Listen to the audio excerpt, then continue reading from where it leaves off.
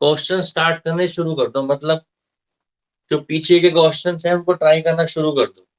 कोशिश ये करो कि क्वेश्चन खुद से सोल्व करो मैक्सिमम। कहीं फंस जाओ तो देखो बुक के अंदर सॉल्यूशन दिए होते हैं, ना समझ में आए तो लास्ट ऑप्शन मैं हूं ही, फिर मैं आपको क्वेश्चंस करा दूंगा।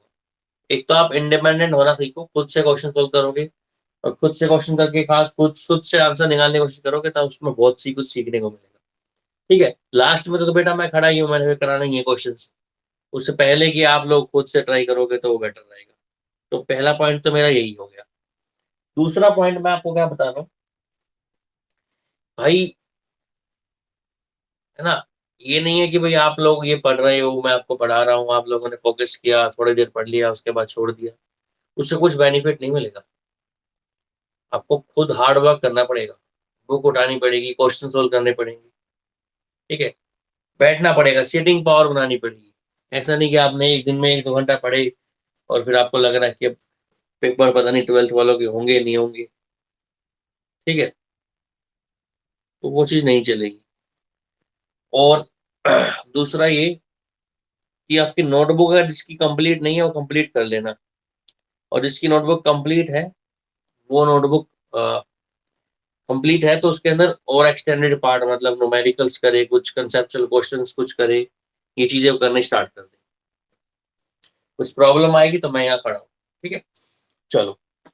देखो हम लोगों ने कल कैपेसिटर के बारे में पढ़ा था।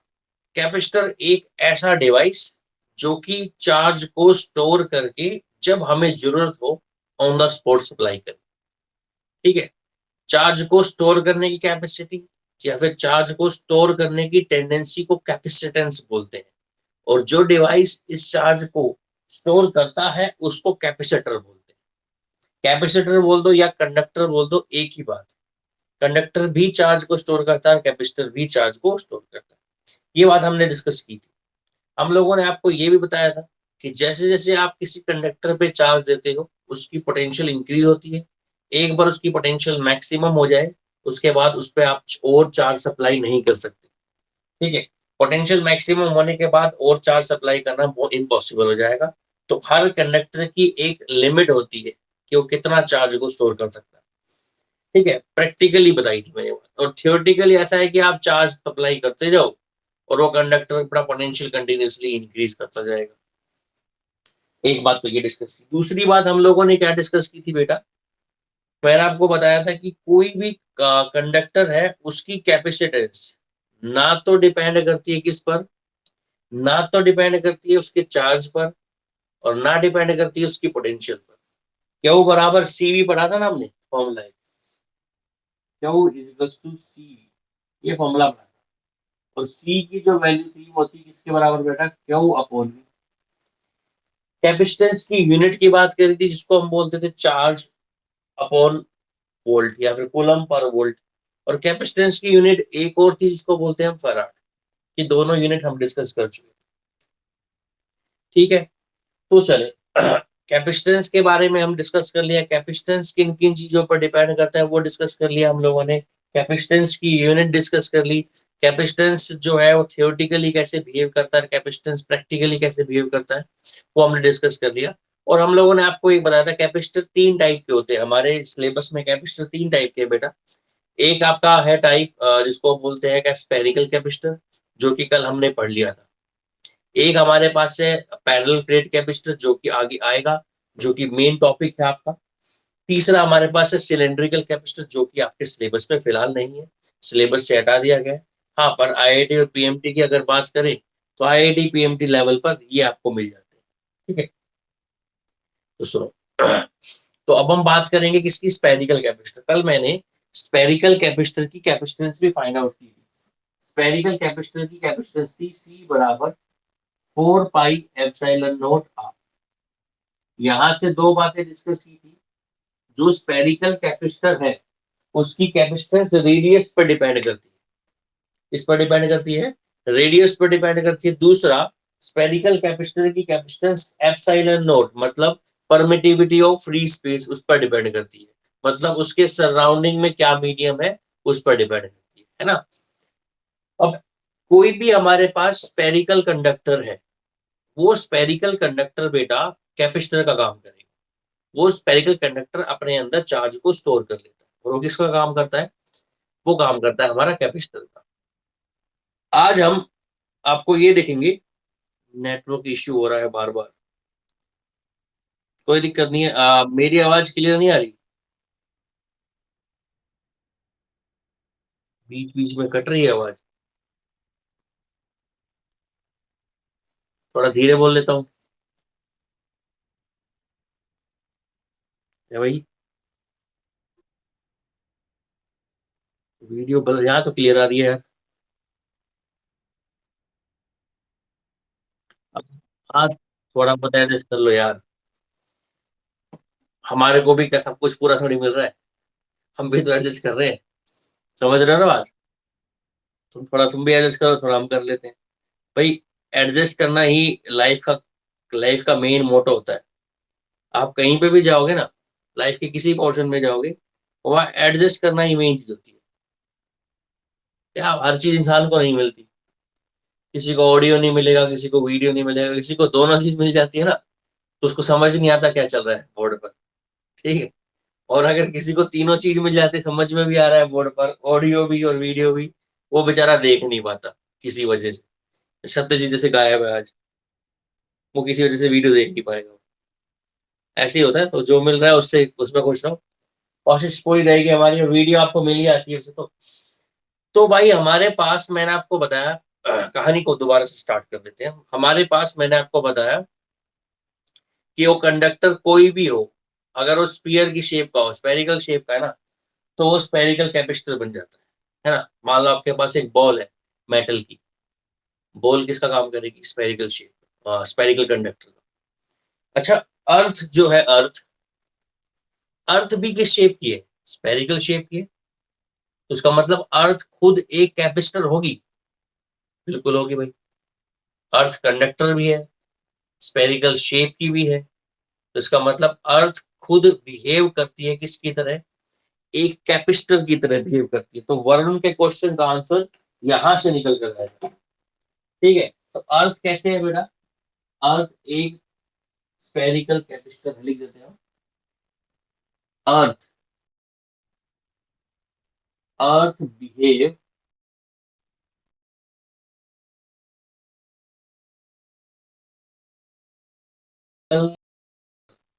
अर्थ जो है वो हमारी स्फेरिकल कैपेसिटर की तरह बिहेव करती है, क्योंकि अर्थ जो है वो एक स्फेरिकल कंडक्टर है। ठीक है, तो अब हम क्या करेंगे बेटा? अब हम अर्थ की अब हम अर्थ की क्या करेंगे? कैपेसिटेंस निकालेंगे। किस फॉर्मूले की हेल्प से? इसी फॉर्मूले की हेल्प से। मान लो ये अर्थ है हमारे पास, ठीक है? इस अर्थ की रेडियस कितनी ले ली बाबा लोग? आर। अर्थ की रेडियस आर ले ली, तो कैपेसिटेंस अर्थ का कितना हो जाएगा? सी ई लिख देता हूँ। Formula 4 pi epsilon naught R, ये फॉर्मूला होता है। अब अर्थ की जो रेडियस होती है ना बेटा, रेडियस ऑफ अर्थ, वो होती है 6.4 × 10⁻⁶ मीटर। या फिर इसको सिंपली अगर आप बोलो, 6400 किलोमीटर। 6400 किलोमीटर, मतलब जहां पर आप बैठे हो ना, वहां से अगर आप खड्डा खोदो, नीचे जाओ 6400 किलोमीटर, तो अर्थ के सेंटर पे पहुंच जाओगे। तो अर्थ की रेडियस कितने सौ किलोमीटर है? 6400, 6400 किलोमीटर। या फिर इसको आप बोल सकते हो 6.4 × 10⁻⁶ मीटर। इसको सोल्व करोगे ना बेटा, तो यही वैल्यू आएगी, कितनी? 6400 किलोमीटर की आएगी। क्लियर है? तो ये अर्थ की रेडियस है, और हमें पता है 1/4 पाई एप्सिलॉन नॉट, इसकी वैल्यू होती है 9 × 10⁻⁹। तो 4 पाई की वैल्यू कितनी हो जाएगी? 4 पाई एप्सिलॉन नॉट की वैल्यू ले जाओ, और इसको नीचे ले आओ वापस। तो 4 पाई एप्सिलॉन नॉट की वैल्यू हो जाएगी 1/9 × 10⁻⁹। तो दोनों वैल्यू मिल गई, 4 पाई एप्सिलॉन नॉट की वैल्यू भी मिल गई, और आर की वैल्यू मिल गई। बस यहाँ पुट करना है। क्या मिल जाएगा आपको बेटा? आपको अर्थ का कैपेसिटेंस मिल जाएगा, क्योंकि अर्थ जो है वो हमारी भाई साहब स्पेरिकल कैपेसिटर की तरह बिहेव करती है। तो अर्थ का कैपेसिटर हम निकाल लेते हैं, कैपेसिटेंस ऑफ अर्थ यहाँ से निकल जाएगा। 4 पाई एप्सिलॉन नॉट की वैल्यू कितनी आती है? 1/9 × 10⁻⁹ मल्टीप्लाई बाय अर्थ की रेडियस कितनी है बेटा? 6.4 × 10⁻⁶। ठीक है, इसको इससे डिवाइड करो। इसको अगर सोल्व करोगे ना आप, तो जो वैल्यू आपकी सोल्व होने के बाद आएगी, वो वैल्यू कुछ इतनी आएगी, 911 माइक्रोफेराड। 911 माइक्रोफेराड।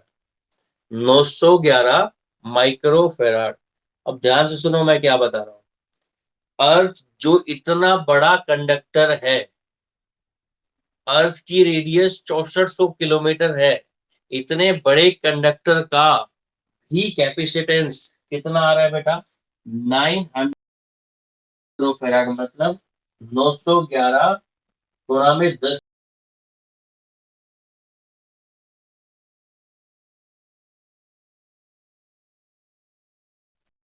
1 फैराड कितना ज्यादा बड़ा होगा? अगर किसी कंडक्टर का कैपेसिटेंस 1 फैराड है तो उसकी रेडियस कितनी ज्यादा होगी, वो सोच के देखो। तो इसलिए जो 1 फराड कैपेसिटेंस है वो प्रैक्टिकली पॉसिबल नहीं है। इसको मिटा देते हैं और हम एक बार 1 फराड, जो कि वर्ग का थोड़ा सा डाउट था, उस पर डिस्कस कर लेते हैं।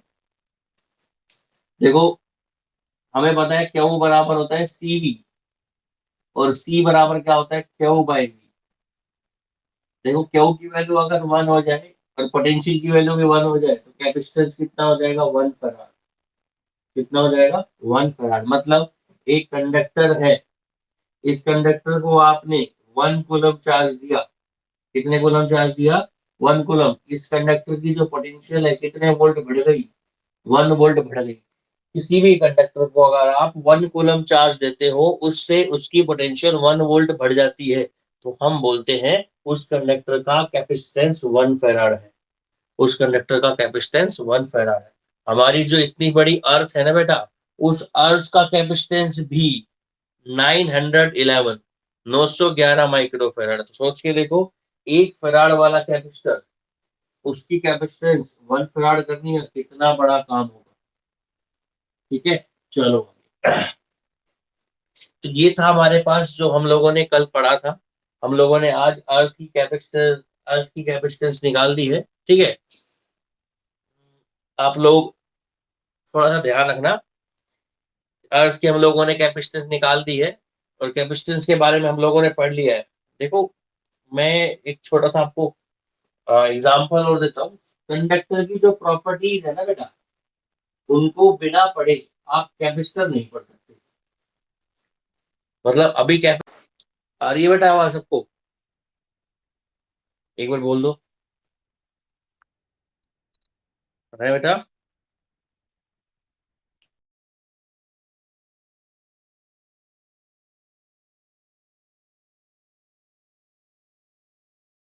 एक बच्चा कोई भी बोल दो यार।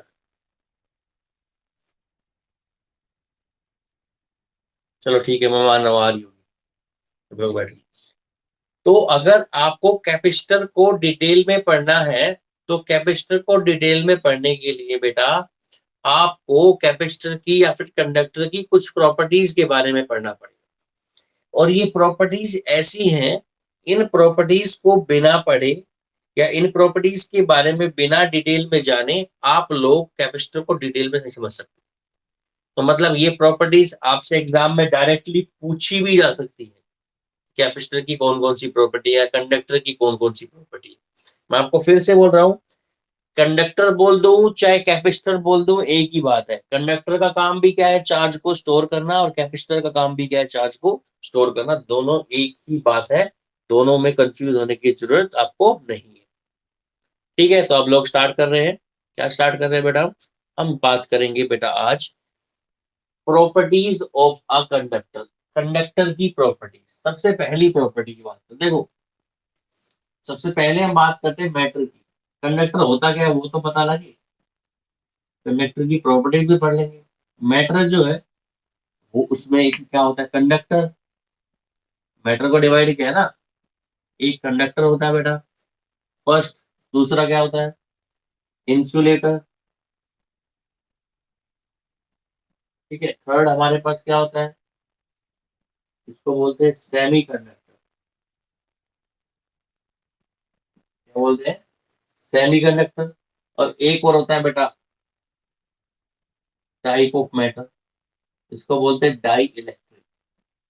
या फिर डाई इलेक्ट्रिक आप ये मान लो किसी इंसुलेटर का ही टाइप है। डाई इलेक्ट्रिक किसका टाइप है, इंसुलेटर का ही टाइप है। ठीक है, तो अब सबसे पहले हम बात करते हैं कंडक्टर की। कंडक्टर वो सब्सटेंस होते हैं जिन सब्सटेंस के पास फ्री इलेक्ट्रॉन्स होते हैं, जिनके पास इलेक्ट्रॉन क्या होते हैं, फ्री इलेक्ट्रॉन होते हैं। ठीक है, और जो फ्री इलेक्ट्रॉन पार्टिसिपेट करते हैं, किसमें पार्टिसिपेट करते हैं बेटा, जो फ्री इलेक्ट्रॉन पार्टिसिपेट करें इलेक्ट्रिक करंट के फ्लो को, इलेक्ट्रिक करंट को फ्लो करवाए। इलेक्ट्रिक करंट के फ्लो में जो इलेक्ट्रॉन पार्टिसिपेट कर रहे हैं वो हमारे पास फ्री इलेक्ट्रॉन है, इसलिए इनको क्या बोलते हैं हम, कंडक्टर। कंडक्टर आर दो substance which are loosely bounded electron, जिनके पास लूजली बाउंडेड इलेक्ट्रॉन होते हैं और जो सारे के सारे इलेक्ट्रॉन इलेक्ट्रिसिटी के फ्लो में पार्टिसिपेट करते हैं, उन्हें हम लोग क्या बोलते हैं बेटा, कंडक्टर। के दूसरे अपार्ट अगर हम बात करें, हमारे पास क्या होता है बेटा, एक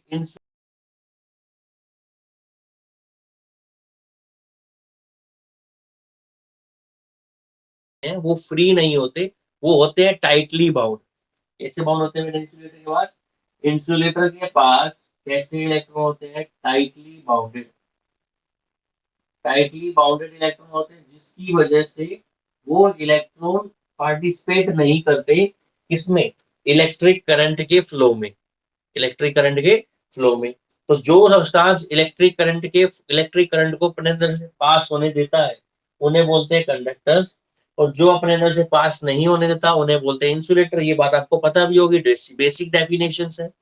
उसके बाद हम बात करते हैं सेमी कंडक्टर। जैसे नाम से ही आपको पता लग रहा है, सेमी हाफ कंडक्टर, जो आधा कंडक्टर हो और आधा इंसुलेटर हो। आपके 12th क्लास के चैप्टर नंबर 7 या 8 में आपको सेमीकंडक्टर के बारे में डिटेल से पढ़ाया जाएगा।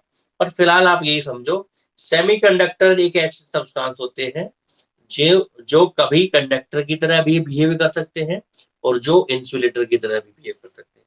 कंडक्टर की तरह कब बिहेव करते हैं, जब टेम्परेचर ज्यादा होता है। अगर आप इनको रूम टेम्परेचर से थोड़ा सा अबाउ टेम्परेचर पर रखो, सॉरी, रूम टेम्परेचर पर ही रखो, तो ये एक सब्सटेंस किसकी तरह बिहेव करते हैं, कंडक्टर की तरह। और आप अगर टेम्परेचर रूम टेम्परेचर से कम कर दो तो यही सेमी कंडक्टर किसकी तरह बिहेव करते हैं बेटा, इंसुलेटर की तरह। तो जो सब्सटेंस कंडक्टर की तरह बिहेव भी करे और इंसुलेटर की तरह बिहेव भी करे, उन्हीं सब्सटेंस को हम लोग कौन सा सब्सटेंस बोलते हैं, सेमी कंडक्टर। सेमी कंडक्टर का मतलब सेमी कंडक्टर। अब इसको सेमी इंसुलेटर क्यों नहीं बोला, इसके पीछे रीजन है, क्योंकि इसकी कंडक्टिविटी ही इसकी प्रॉपर्टी है। इसकी टेम्परेचर बढ़ाने पर इलेक्ट्रिसिटी को कंडक्ट कराना ही इसे इंपॉर्टेंट बनाता है, इसलिए इसको सेमी कंडक्टर बोला है। ठीक है, अब इंसुलेटर में एक टाइप हो रहा था डाइलेक्ट्रिक। अब डाइलेक्ट्रिक और इंसुलेटर का खेल है इस चैप्टर के अंदर। जिस बच्चे को डाइलेक्ट्रिक का मतलब पता होगा ना, वही इस चैप्टर में आगे डिस्कस कर पाएगा। अब भाई डाइलेक्ट्रिक और इंसुलेटर, तुम में से कोई भी बच्चा डाइलेक्ट्रिक और इंसुलेटर में फर्क बता सकता है, कोई पढ़ा होगा किसी ने, केमिस्ट्री में बहुत बार आता है बेटा डाइलेक्ट्रिक वर्ड। कोई भी एक बच्चा,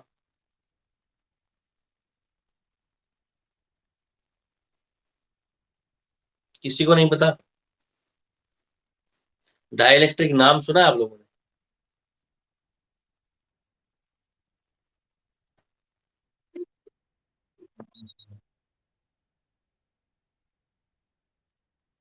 स्टोर करता हो डाइलेक्ट्रिक, वो तो कंडक्टर होता है, या उसको कैपेसिटर बोल सकते हैं। देखो पहले सबसे पहले फ्री रहो, फ्री फ्री क्वेश्चन पूछते टाइम और फ्री आंसर देते टाइम। तुमने मुझसे दो क्वेश्चन पूछ लिए, मैंने तुम्हें दो बता दिए, तुमने नहीं बताए, मैंने तुम्हारी थोड़ी सी इंसल्ट कर दी, वो कोई बहुत बड़ी बात नहीं है। मान लो मैंने तुम्हारी इंसल्ट कर भी दी ना, तो तुम ऐसा नहीं कि तुम जिंदगी भर कामयाबी नहीं हो पाओगे। या तुम्हारी इंसल्ट कर दी तो ये जो 18 बच्चे जो ऑनलाइन है, इनके सामने तुम्हारी रिस्पेक्ट या इज्जत कम हो गई है ना, ये सारे खुद ऐसे ही हैं।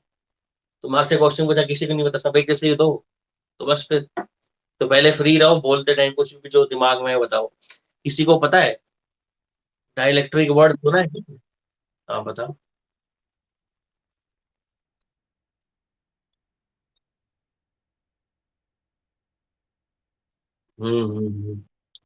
कौन सी बुक से पढ़ा?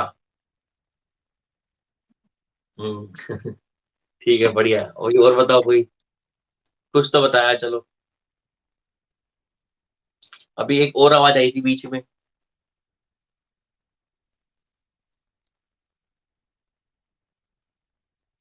है कोई और क्रिएटिव आदमी?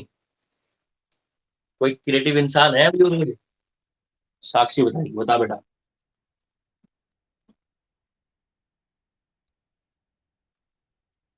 Very poor conductor of electric current, dielectric.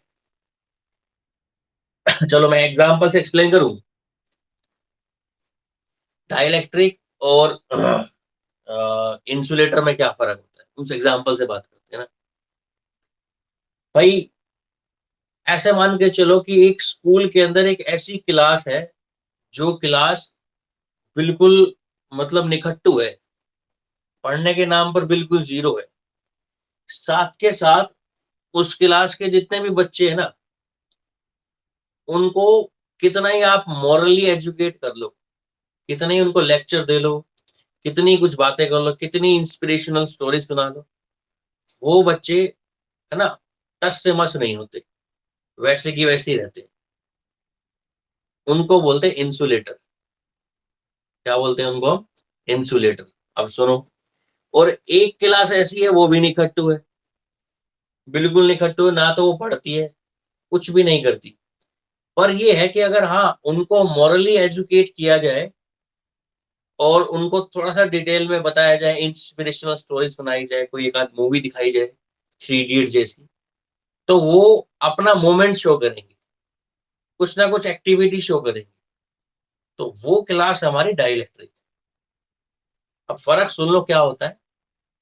जो मैं बोल रहा हूँ ना, मॉरली एजुकेशन जो देना, एजुकेट करना, उनको बोलना, वो है इलेक्ट्रिक फील्ड।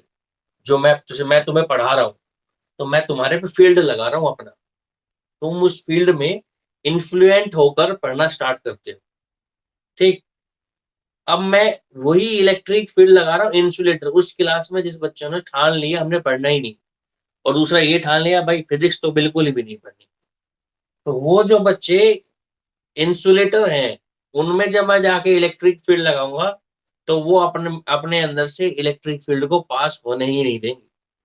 उनके लिए तो मैं और बाकी सारे टीचर्स और इस दुनिया का कोई भी प्राणी जो फिजिक्स केमिस्ट्री बात मायो की बात करता है, वो सब बराबर है। ठीक है, उन्होंने तो हाथ जोड़ रखे हैं, जो भी बच्चे आए, जो टीचर आए, उसको वापस भगा दो। जैसे तुम्हारी क्लास एक डाइलेक्ट्रिक है, मैं एग्जाम्पल ले लेता हूँ। तुम हालांकि पढ़ते पढ़ते तुम नहीं हो, है ना, कहीं आपको लग रहा है बहुत इंटेलिजेंट आप हो गए हो, बट फिर भी मैं बोल रहा हूँ, आप तुम्हारी क्लास डाइलेक्ट्रिक कैसे हो सुनो, कि तुम्हारे को थोड़ा सा इंस्पायर करके या थोड़ा सा मॉरली एजुकेट करके, ऐसे करके तुम थोड़ा बहुत इन्फ्लुएंट होके पढ़ने लग जाते हो। ठीक है, हो तुम भी इंसुलेटर, है वो क्लास भी कैसी है, इंसुलेटर है, दोनों अपने अंदर से करंट को पास नहीं होने देते। पर जो क्लास या जो जो सब्सटेंस अपने अंदर से करंट के इफेक्ट को पास होने दे, करंट का इफेक्ट, पहला इफेक्ट तो ये है कि क्या, इलेक्ट्रिक फील्ड, जो करंट के इफेक्ट को पास होने दे, उस सब्सटेंस को हम बोलते हैं क्या, डाई इलेक्ट्रिक। क्या बोलते हैं उसको हम? Dielectric. तो डाई इलेक्ट्रिक क्या होता है? डाई इलेक्ट्रिक वो इंसुलेटर होते हैं, those insulator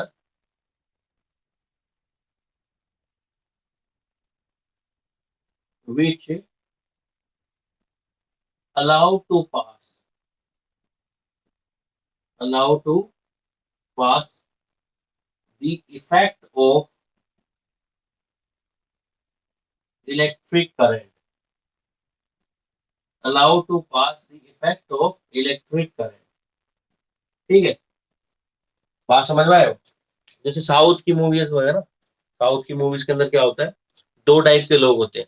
एक तो ऐसा इंसान होता है जो गरीबों के पैसे जो है वो खाता है, ठीक है, और गरीबों के पैसे खाने के बाद वो टस से मस हिलता भी नहीं, ना किसी पे उसको दया आती है, जो उसमें विलेन होता है, ना उसको किसी पे दया आती है ना कुछ, मतलब उसके अंदर से इलेक्ट्रिक फील्ड पास करो तो उसको कोई इफेक्ट नहीं पड़ता।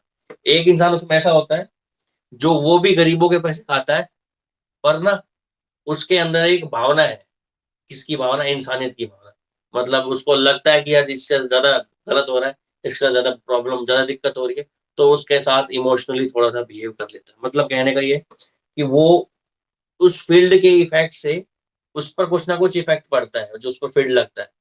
और अगर हम बात करें किसकी, इंसुलेटर की, इंसुलेटर में अगर आप इलेक्ट्रिक फील्ड लगा दो तो इंसुलेटर पर कोई इफेक्ट नहीं पड़ेगा। इंसुलेटर का इलेक्ट्रिक फील्ड होना, इंसुलेटर के इलेक्ट्रिक फील्ड होना और ना होना एक ही बात है। ठीक है ना, पिक्चर की हेल्प से समझा देता हूँ। जैसे मान लो ये आपके पास क्या है, इंसुलेटर, और ये आपके पास क्या है, ये है इंसुलेटर, और ये है हमारे पास डाई इलेक्ट्रिक। ठीक है, इंसुलेटर और कौन से है, डाई इलेक्ट्रिक। आपने इंसुलेटर को कर दिया इलेक्ट्रिक फील्ड में, किसमें रख दिया, इंसुलेटर को रख दिया आपने किसमें, इलेक्ट्रिक फील्ड में। ऐसे ही डाई इलेक्ट्रिक को रख दिया किसमें, इलेक्ट्रिक फील्ड में। आपने इंसुलेटर बीच में रख दिया इलेक्ट्रिक फील्ड की, इंसुलेटर ने यहीं रोक देना इलेक्ट्रिक फील्ड को, उधर जाने ही नहीं देना। इसका मतलब इसका इलेक्ट्रिक फील्ड से कोई लेना देना नहीं है, इलेक्ट्रिक फील्ड को अपने अंदर से पास होने ही नहीं देगा ये। ठीक है, मतलब जैसे हमने इलेक्ट्रिक फील्ड लगाया, इसने इसको यहीं रोक देना।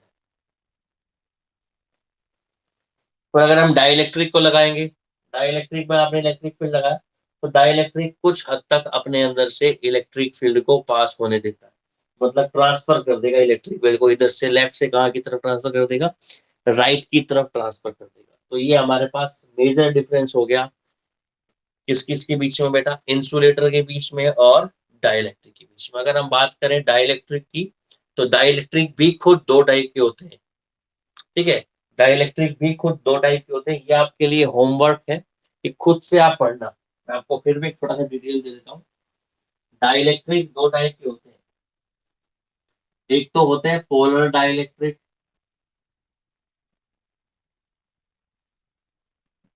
और एक होते हैं कौन से, नॉन पोलर।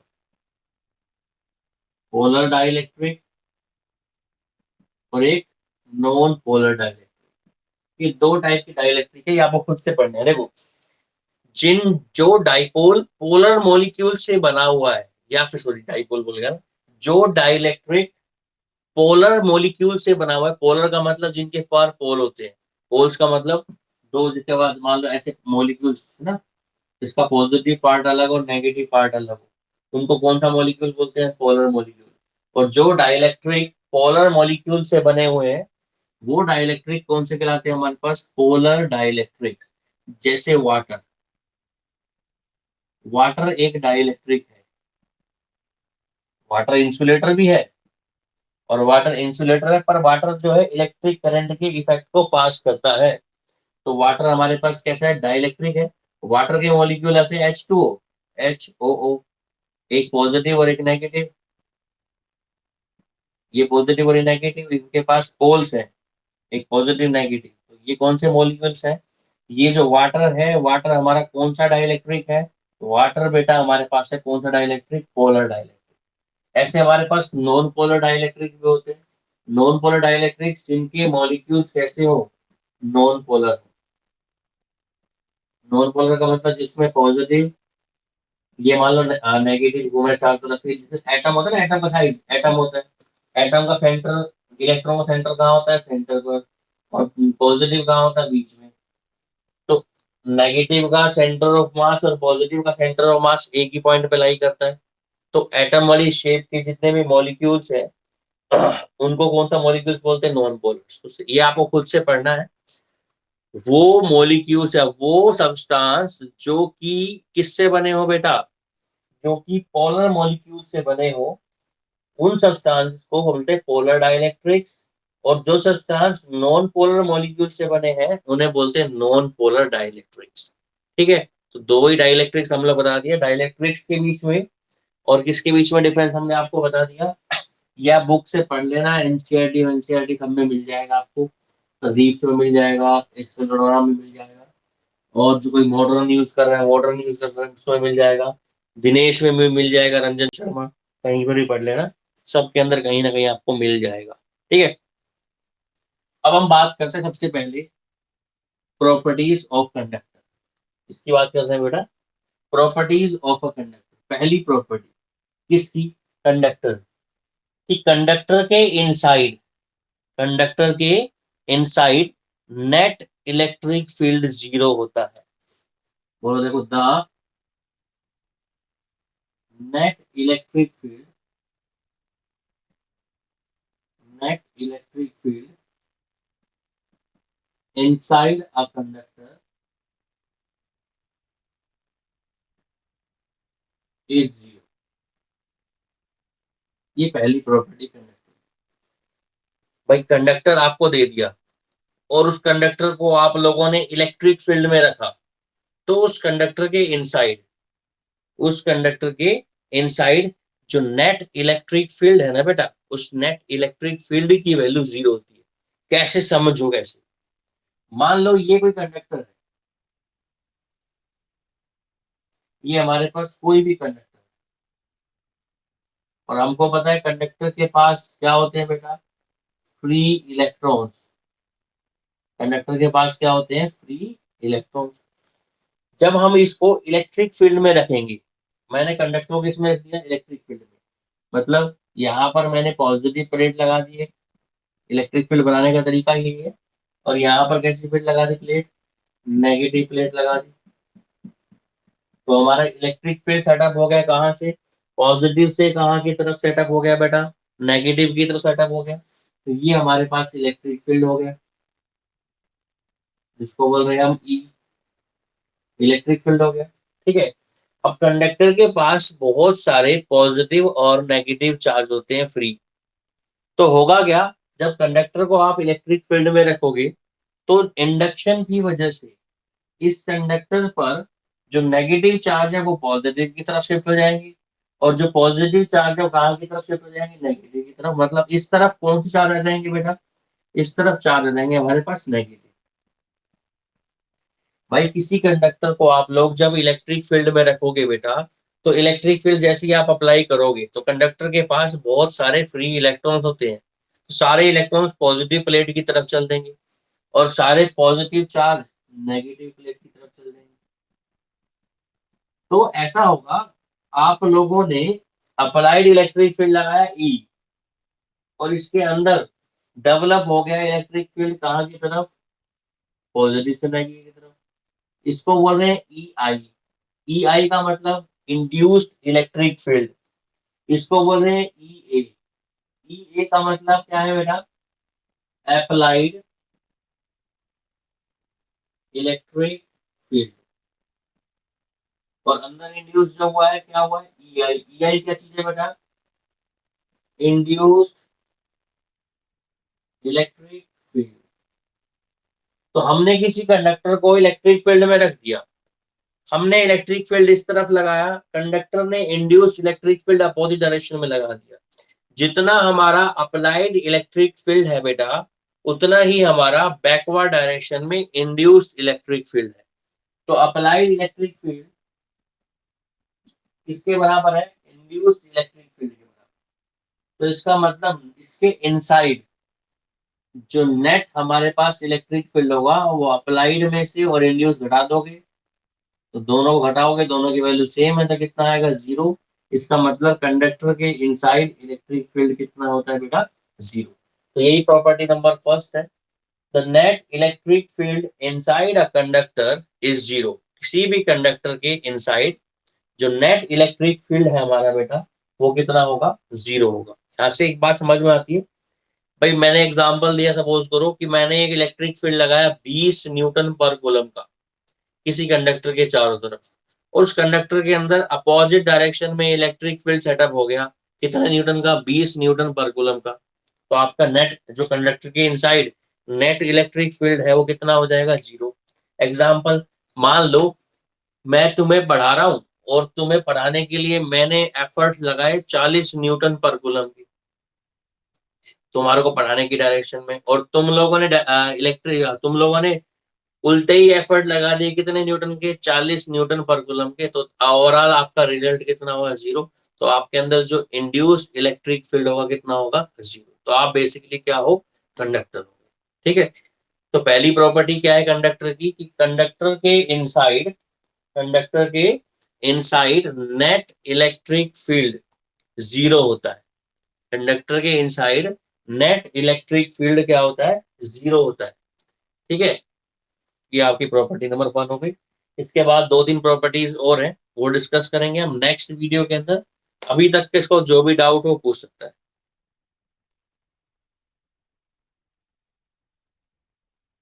अभी तक जो भी डाउट हो पूछ सकता है, अदरवाइज क्लास ओवर है।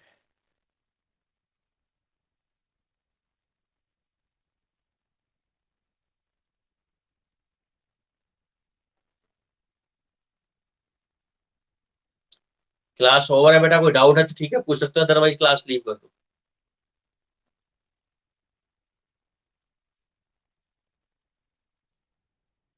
हाँ जी।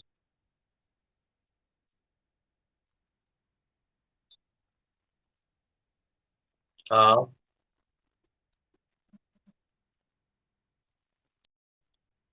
भाई, कोई भी कंडक्टर है उसके पास जितने पॉजिटिव चार्ज होंगे उतने ही नेगेटिव चार्ज होंगे। हाँ, इलेक्ट्रॉन्स उसके पास फ्री होते हैं, और प्रोटॉन्स उसके पास बाउंडेड होते हैं।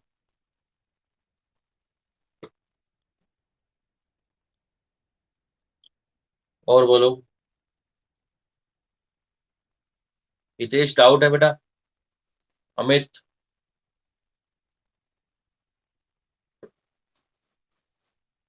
सुमित डाउट है बेटा कोई?